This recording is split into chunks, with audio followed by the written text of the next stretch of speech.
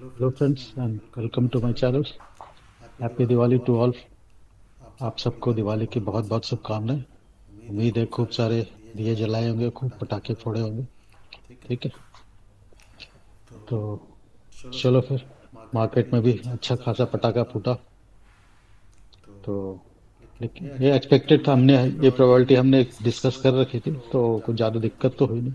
ठीक है ना, कि हमारे पास ऑलरेडी डिस्कस था। हमने बैंक निफ्टी में भी डिस्कस कर रखा था कि वहाँ पे हमारा इनसाइड बार बना हुआ है, और इनसाइड बार का अगर लो ब्रेक होगा तो नीचे की तरफ जाएगा। और निफ्टी में तो हमने एक ट्रेंड लाइन बना रखी थी कि वो ब्रेक होगा तो फिर नीचे की तरफ रहेगा बस।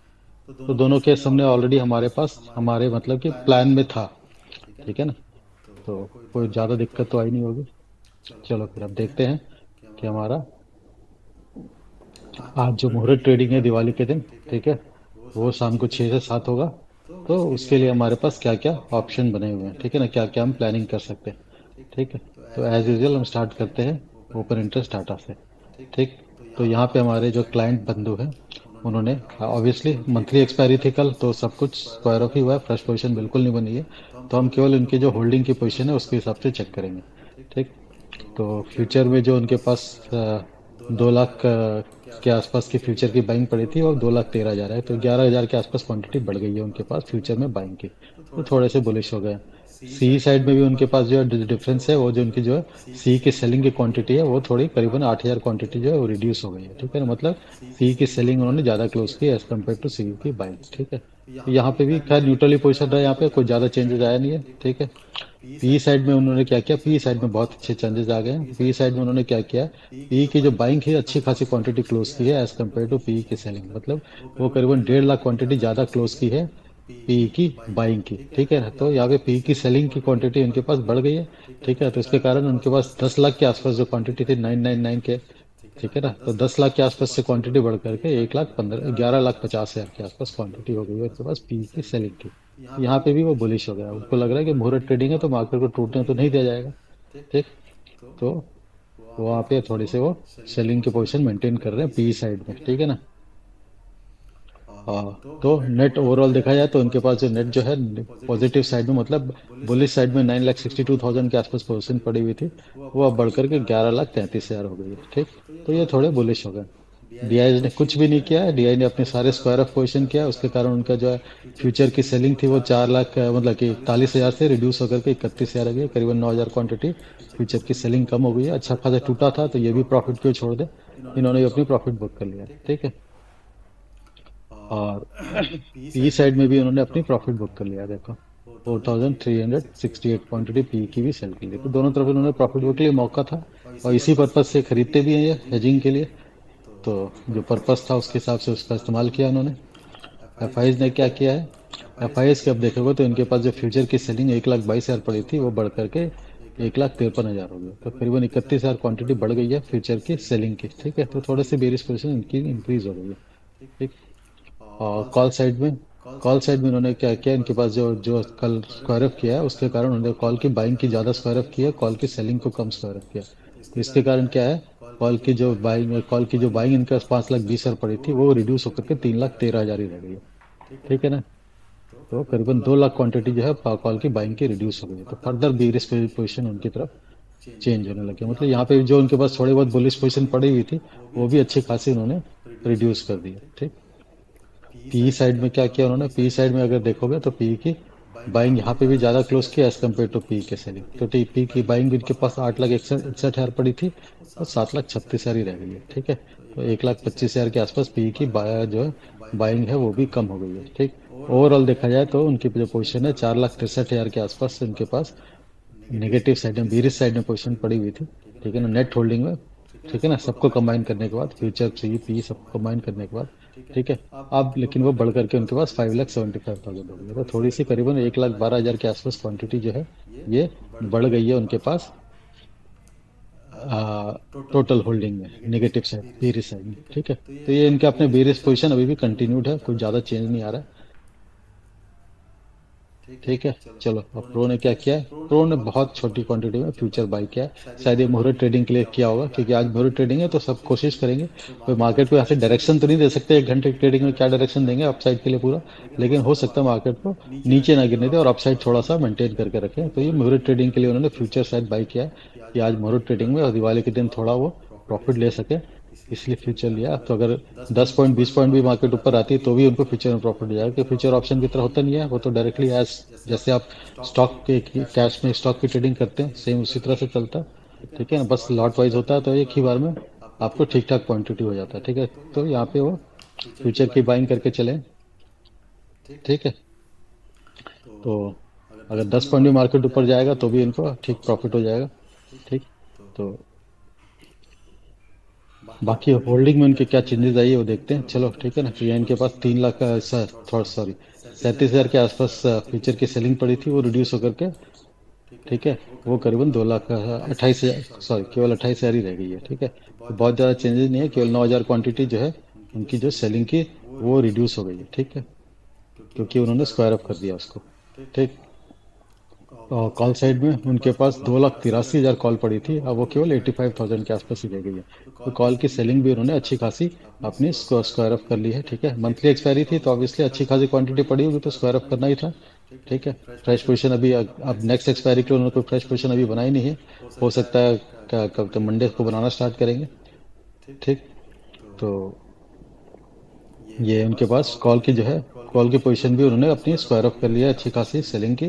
ठीक, तो उनके पास थोड़ी सेलिंग की पोजीशन कॉल की रिड्यूस हो गई है। ठीक है, अब केवल उनके पास 84,000 मतलब 85,000 के आसपास कॉल की सेलिंग पड़ी हुई है। पी साइड में क्या किया उन्होंने? पी में उनके पास करीबन 37,000 के आसपास पी की सेलिंग पड़ी हुई थी, मतलब पॉजिटिव पड़ा हुआ था, मतलब वो अपसाइड देख रहे थे पी में कम से कम। ठीक है, तो वो लेकिन उन्होंने पूरी पूरी स्क्वायर ऑफ करी हुई और पूरी पूरी जो अच्छी खासी क्वांटिटी जो है पी की सेलिंग की स्क्वायर ऑफ किया, जिसके कारण उनके पास अब पी की सेलिंग से जो पोजिशन पूरा पूरा कन्वर्ट हो गया पी की बाइंग की तरफ। अब ये 2,83,000 तो 2,43,000 ठीक है ना, इनके पास पी की बाइंग हो गई है। ठीक है, तो इसके कारण क्या है, सब तरफ उनके जो है बेरिश पोजीशन होने के कारण इनकी जो है नेट जो बेरिश पोजीशन दो जो उनके पास 2,83,000 के आसपास पड़ी थी, ये बढ़ करके 3,56,000 के आसपास हो गई है। ठीक है, तो करीबन 72,000 क्वांटिटी जो है इनके पास निगेटिव साइड में बढ़ गई है। पी साइड में अच्छी खासी बढ़ गई है। ठीक है, बाकी ये दोनों तो बहुत ज़्यादा चेंजेस है। सी साइड में उनकी जो है थोड़ी सी रिड्यूस हुई है पोजीशन, क्योंकि स्क्वायर ऑफ कर लिया अपना। ठीक, तो ये भी अभी हमारे बेरिश पोजीशन लेके चल रहे थे, एफ और प्रो दोनों बेरिश पोजीशन लेके चल रहे हैं। ठीक है, और हमारा क्लाइंट जो है वो थोड़ा, हमारा रिटेलर जो है वो थोड़े से बुलिश होकर चल रहे हैं। ठीक है, आज मुहूर्त ट्रेडिंग है तो आज के दिन में डायरेक्शन तो खैर मार्केट को एग्जैक्टली नहीं दे सकते 1 घंटे में। ठीक है, थोड़े बहुत जो भी होगा अपसाइड डाउन साइड करके वो मार्केट एक क्या बोलते हैं, चांसेस ये है कि थोड़े से पॉजिटिव साइड ही रहे। ठीक है, क्योंकि कल के भी लास्ट आवर में थोड़ी सी बाइंग आ गई थी, तो मार्केट को थोड़ा सा पॉजिटिव साइड में क्लोज करेंगे। ठीक है, तो वो प्राइस एक्शन में दिख भी जाएगा हमें। और फिर मंडे के दिन क्या होगा वो ज़्यादा इंपॉर्टेंट है। ठीक है, जो अभी दिख के लग रहा है वो थोड़ी डरावनी पिक्चर नज़र आ रही है मंडे की। ठीक, चलो हम अब चलते हैं प्राइस एक्शन की तरफ। तो अगर निफ्टी का डेली चार्ट हम देखते हैं तो यहाँ पे हमें दिखता है क्लियर कट कि हमें जो मार्केट है, जो कैंडल है हमारा डीले कैंडल सुपर बुलिश का सॉरी सुपर बेरिश कैंडल है, इतनी बुरी तरह इसकी आज पिटाई हुई जिसका कि ठीक है ना कोई हिसाब नहीं हो। ठीक, तो ठीक ठाक मतलब इस कैंडल के ये जो हैमर बना हुआ था हमने वो डिस्कस किया था। हैमर जो है वैसे तो टॉप में बना होता तभी फायदा होता है, लेकिन है तो डोजी ही, तो इसका जो लो है उसके ब्रेक कर गया नीचे और उसके फिर अच्छी खासी खैर हमारा तो हमने खैर हैमर के बेसिस पे ट्रेड नहीं लिया था, हमने हैमर के बेसिस पे ट्रेड प्लान नहीं किया था। हमने अपनी एक ट्रेंड लाइन थी जो कि 75 मिनट में दिख जाएगा, उसके बेसिस पे हमने डिसाइड कर रखा था कि क्या होगा, हमारी प्लानिंग उस ट्रेंड लाइन के बेसिस पे थी। उसके हिसाब से भी हमारे ठीक ठाक ही मिला। ठीक है, तो बहुत ही सुपर बेरिश कैंडल है। ठीक है, तो देखते हैं इसका फॉलो अप बाइंग। आप मंडे को जो आज के जो मुहूर्त सेशन है उसको तो नहीं, मंडे का सेशन में हो सकता है फर्दर कंटिन्यू करे। ठीक, अब देखते हैं 75 मिनट्स में क्या चार्ट दिख रहा है।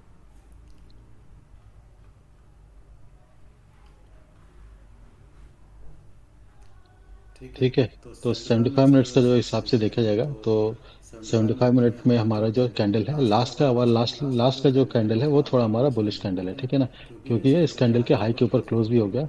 ठीक है, और बस इसमें एक ही प्रॉब्लम है कि इसका जो लोअर जो है जो लो है ये पिछले लो के ऊपर नहीं है, ठीक है। एनीवे, तो ये पहला ही कैंडल है जो कि पुल बैक का पहला ही कैंडल है, सेकंड कैंडल नहीं है, ठीक है। तो अब इसके ऊपर अगर हम इसके हाई के ऊपर थोड़ा सस्टेन करेंगे तो हो सकता है हम थोड़ा जो है, जो मुझे लगता है, ठीक है, क्योंकि अब जीरो बी की ट्रेंड लाइन जो हमने यहाँ पे बनाई थी वो ब्रेक हो गई है। इसी ट्रेंड लाइन के बेसिस पे ही हमने डिसाइड किया था कि हम पूरा पूरा निगेटिव होने के चांसेस है मार्केट में, ठीक है। तो ये ट्रेंड लाइन हमारी ब्रेक हो चुकी है, ठीक। तो हम नीचे की तरफ है, तो हो सकता है अब यहाँ से जो पुल बैक है वापस इस ट्रेंड लाइन के आसपास तक लेके जाए और उसके बाद ही फर्दर सेलिंग का आने की चांसेस है, ठीक है। तो कहने का मतलब है कि ये जो हमारी डाउनफॉल आ रहा है, ठीक है ना, ये जो डाउनफॉल आ रहा है हमारा, ठीक है, यहाँ से स्टार्ट हुआ, ये हमारा यूं चल रहा है, ठीक है। ये हमारा पहला वेव यहाँ पे कंप्लीट हुआ, उसका एक पुल बैक आए, ये पुल बैक हमारा इस लाइन तक आए या इसको थोड़ा सा फॉल्स ब्रेकअप भी दे, ठीक है। और इस जोन से ट्रैक होकर फिर हम नीचे की तरफ आए और हम इस लो को ब्रेक करें, क्योंकि हमने ऑलरेडी डिस्कस कर रखा है कि अगर ये वाली ट्रेंड लाइन हमारी ब्रेक नहीं होती है तो हम इसको फोर्थ वेव की तरह ही एज्यूम करेंगे, और फोर्थ वेव का जो फिफ्थ वेव बनेगा और फिफ्थ वेव हमारे से थर्ड वेव से नीचे जाता ही जाता है, उससे पहले नहीं आ सकता, ठीक है ना। 90% चांसेस ये होते हैं कि वो थर्ड वेव को जो थर्ड वाली वेव का जो लो पॉइंट है, ठीक है ना, उसको उसके नीचे जरूर आएगा, ठीक है। तो हम इस लेवल पे आसपास जरूर जा सकते हैं, ये चांसेस है, इसके चांसेस 90% से ज़्यादा है, ठीक है। लेकिन यदि ये पुल बैक आएगा इसको तो यहाँ पे लेके फिर यहाँ से ये मूव इस तरह से हो सकती है, ठीक है। तो आज कल जो मुहूर्त ट्रेडिंग है, आज जो मिरर ट्रेडिंग है उसमें थोड़ा सा बाउंस बैक देखने को मिले, करीबन यहाँ से 96 पॉइंट का हमारा जो लाइन ट्रेंड लाइन आ रही है वो 296 के आसपास आ रही है, अराउंड 205 के आसपास होता है, 90 100 पॉइंट का हो सकता है हम बाउंस बैक देख लें, ठीक है। और वहां से फिर मंडे के दिन जो है हम नीचे की तरफ आए, ठीक है। तो थोड़ा स्केरी सा यहाँ पे व्यू बन रहा है, आज के लिए तो नहीं, लेकिन हम मंडे के लिए थोड़ा हम अच्छा खासा फॉल देख सकते हैं मार्केट में। वो हम कल के एनालिसिस में डिस्कस करेंगे कि एक्चुअली में क्या हो सकता है, लेकिन अभी तो ऐसे ही लग रही है पिक्चर, ठीक है। तो ये हमारी निफ्टी की हो गई, ठीक है। डेली चार्ट हो गया, फिर और 75 मिनट्स का चार्ट भी हो गया, ठीक है। इससे ज़्यादा और लोअर फ्रेम में जाने की जरूरत नहीं, लोअर फ्रेम में तो एंट्री और एग्जिट के लिए जाने की जरूरत होती है, यहाँ पे तो अभी हम एनालिसिस में तो कोई फायदा नहीं है, ठीक। तो अब हम बैंक निफ्टी की तरफ मूव करते हैं।